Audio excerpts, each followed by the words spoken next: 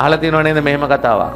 කුකුල් පැටවු එක්ක රාජාලි පැටියෙක් දැම්මොත් එහෙම නැත්නම් උගුසු පැටියෙක් දැම්මොත් උට තේරෙන්නේ නැහැ ටික කාලයක් යද්දී උට පියාඹන්න පුළුවන් කියලා. මොකද තමන්ගේ වටපිටාවේ ඉන්න අනික් පැටවුන්ට එහෙම නැත්නම් අනික් කුකුල් පැටවු පියාඹන්නේ නැහැ වගේම ඌ හිතනවා මගේ තත්තටු වලට ලොකු ශක්තියක් නැහැයි කියලා තමයි ඌ හිතන්නේ.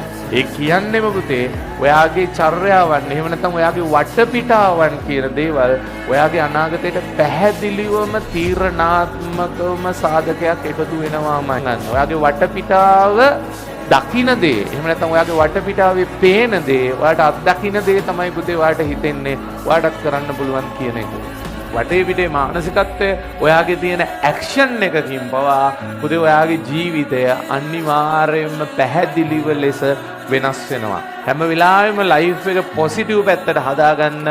හරි වටේ පිටේට අර මොකද්ද කුකුල් පැටවු ටිකක් නෙමෙයි අන්න රාජාලි පැටවු ටිකක් තියාගෙන ඔයා නැගිටින්න. තේරුණා නේද? එතකොට එයාලගෙන් ඔයාටත් ප්‍රේරණය කරගන්න පුළුවන් හොඳ සෙට් එකක් හදාගන්න.